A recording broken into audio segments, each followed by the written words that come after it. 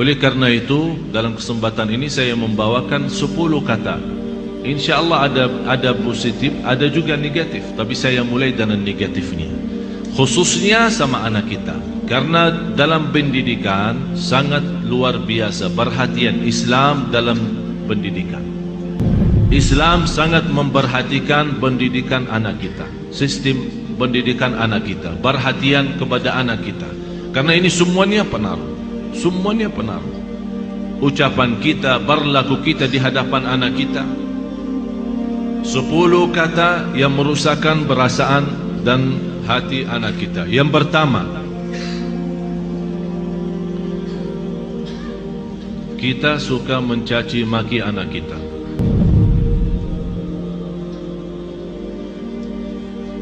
Ini sebuah bahaya, apalagi kalau kita lagi emosi. Dan saya selalu sampaikan kepada jemaah, kalau lagi emosi, jauh daripada anak. Jauh. Jangan jadikan anak korban. Saya tidak enak membawa ucapannya karena kita di dalam masjid, tapi ada banyak yang saya heran mengucapkan kata-kata yang saya malu sampaikan. Sama siapa? Sama anaknya sendiri. Kalau sama orang lain kita malu mengucapkan, apalagi sama anak kita.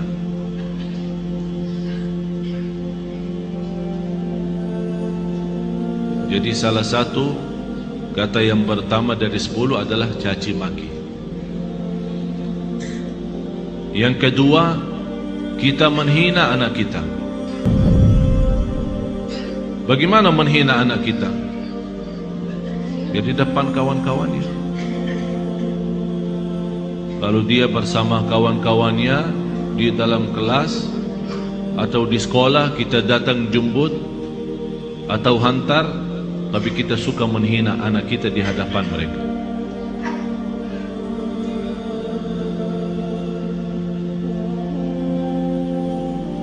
Malah ada yang pernah berkata, saking menghina anaknya, saya heran bagaimana bisa punya anak seperti kamu. Apalagi di depan orang, di depan kawan-kawannya. Bisa di saat itu anak kita tidak nangis, tapi sudah mati rasa. Sudah mati rasa. Akhirnya menjadi hati kecil. Susah kita bina untuk menjadi anak salih salihah karena kita sudah hancur duluan. Sudah kita hancurkan duluan. Itu yang saya selalu sampaikan. Itulah namanya durhaka orang tua kepada anak sebelum anak durhaka kepada orang tua. Atau kalau dia punya saudara banyak, jangan menghina. Kalau ada sebuah berlaku yang tidak bisa kita terima, kita bisa nasihati dengan cara yang baik, bukan di depan orang. Karena itu namanya nasihah, bukan fadihah. Nasihah adalah mengingatkan dengan cara yang baik, tapi fadihah membukakan aibnya di hadapan orang. Alasannya, niat saya menasihatin.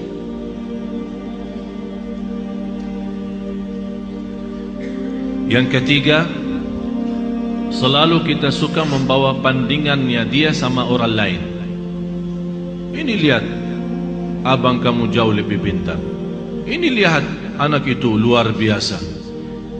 Kamu tidak bisa seperti mereka. Itu tidak bahaya itu. Ini mengakibatkan apa? Kecil hati. Yang kedua, benci sama orang itu. Akan menimbulkan rasa benci. Jadi akan selalu berlawan.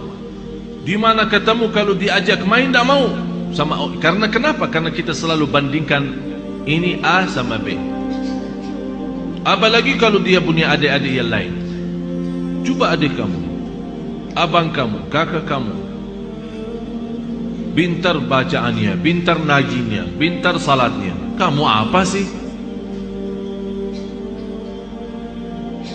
Ini mohon maaf, ini bukan sering terjadi, malah saya sendiri mendengar di hadapan saya ibu yang membawa 3 anak, yang dinyakiti perasaannya satu.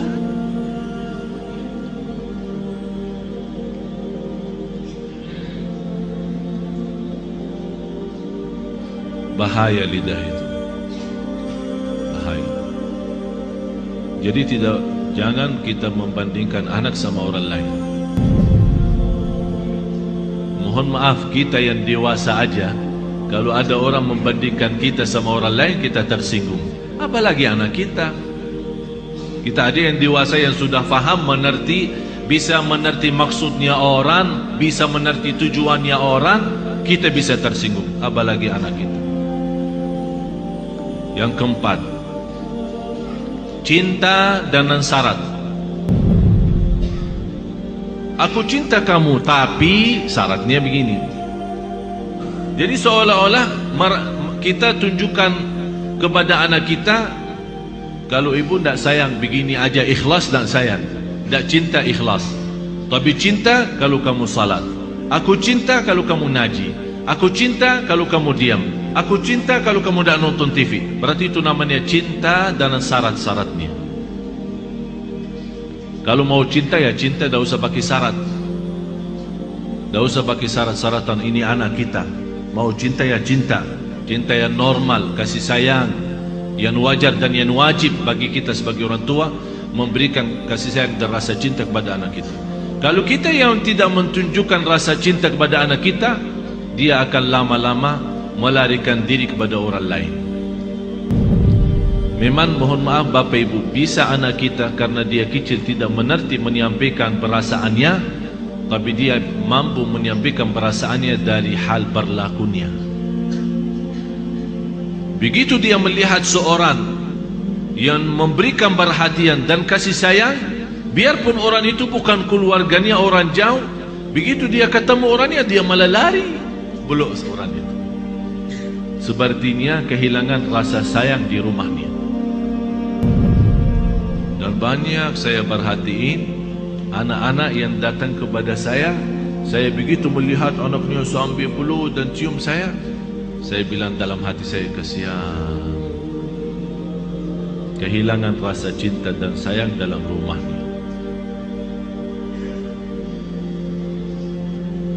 Yang kelima, kita menyampaikan kepada anak kita info-info atau informasi yang salah.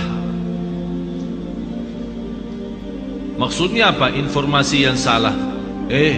Laki-laki tidak boleh nangis. Siapa yang bilang? Bapak-bapak nangis enggak? Nangis kan? Berarti salah kita berkata sama anak kita, kalau laki-laki tidak boleh nangis. Siapa yang bilang? Biarin dia nangis. Kalau dia nangis, ayo nangis lagi sayang. Bukan laki-laki tidak boleh nangis. Itu membuat apa? Mengakibatkan sakit jiwa. Karena setiap dia mau nangis, dia bertahan. Alasannya informasi yang salah, laki-laki tidak boleh nangis. Akhirnya dia tahan-tahan, menjadi beban, lama-lama sakit jiwa. Betul, ini betul. Jangan dianggap tidak terlalu. Terlalu.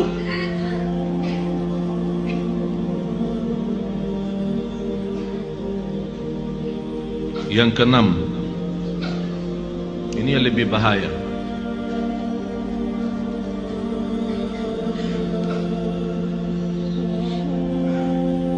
Kita selalu memberikan ancaman.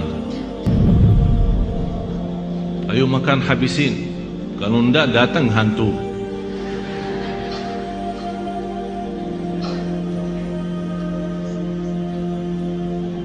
Mau tidur enggak? Kalau kamu tidak tidur, nanti datang hantu, temenin. Ini selalu kita, niat kita apa? Niat kita supaya dia cepat tidur, tapi mengakibatkan dalam perasaannya banyak hal yang tidak bagus. Padahal anak kita dari sisi psikologi jiwa dan akal, dari usia 2 tahun sampai 6 tahun dia mampu menguasai 7 bahasa. Ini bukan sembarangan. Ini ada orang keahlian psikologi akal dan jiwa membuktikan anak dari usia 2 tahun sampai 7 tahun Kalau diberikan perhatian sepenuhnya, dia mampu dari sisi psikologi, akal dan jiwa, mampu menguasai 7 bahasa. Bahasa kita, bahasa daerah, bahasa Arab, bahasa Inggris, terserah, 7 bahasa.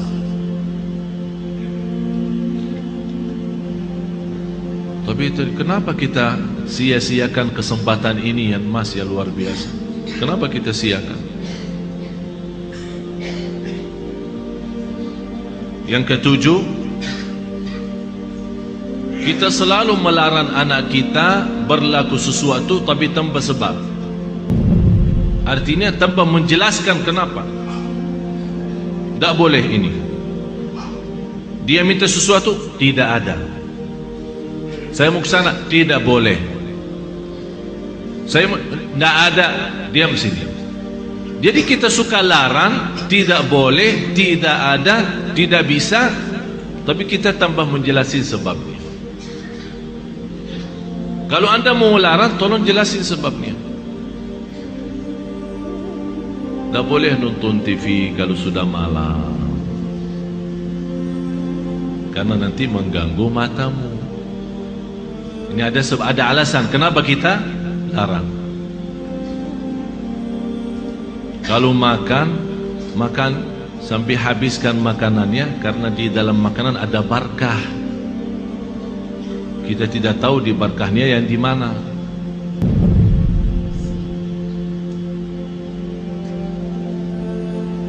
Jangan nonton TV, ayo sana tidur. Ibunya megang remote, teng teng teng.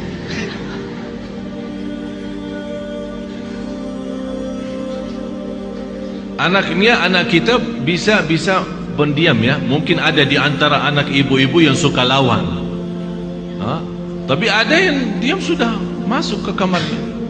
Tapi Allah Maha tahu perasaannya apa di saat itu. Dilarang nonton TV, malah ibunya enak-enak nonton TV.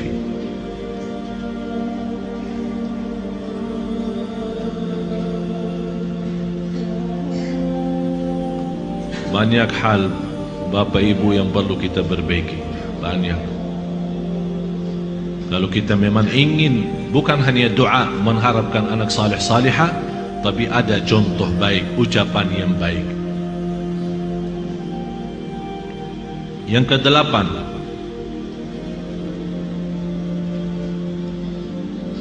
menghancurkan perasaan atau menghancurkan kepercayaan anak terhadap dirinya.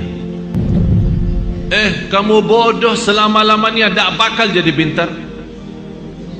Astaghfirullahaladzim, ada orang sejahat itu.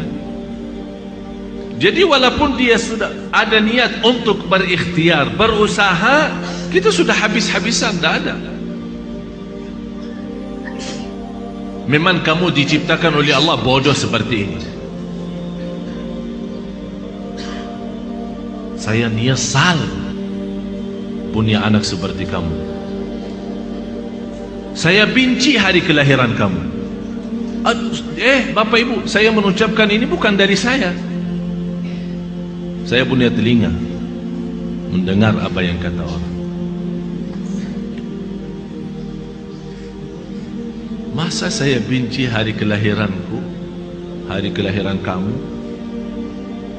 Jadi seolah-olah mengikatkan hari kelahiran anak kita hari misal Sabtu. Jadi saya benci Sabtu gara-gara kamu. Ya Allah, ini sudah betul-betul menghancurkan total anak kita. Yang ke-9, kita berdoa terhadap anak kita doa yang buruk.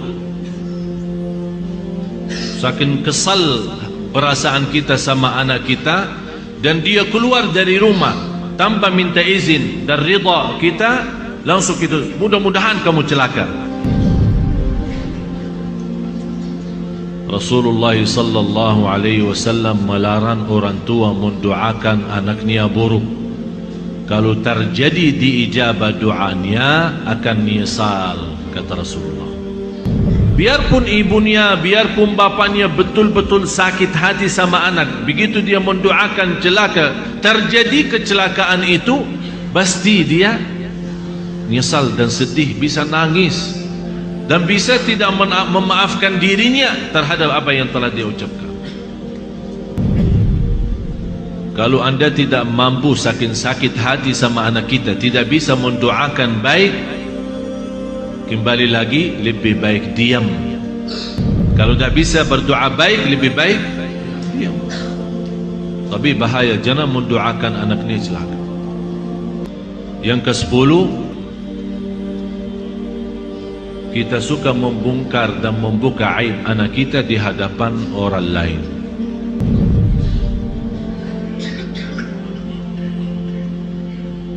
Ini anakku dah ada malunya, kalau tidur suka kencing di atas tempat tidurnya, suka buang air di tempat tidur. Capek aku setiap hari bersihin tempat tidurnya karena bekas kencingnya. Ini kan dicerita sama kawan-kawannya di sekolah. Apa yang akan terjadi? Kawan-kawannya apa? Senang atau gimana? Kesempatan kan? Setiap dia datang,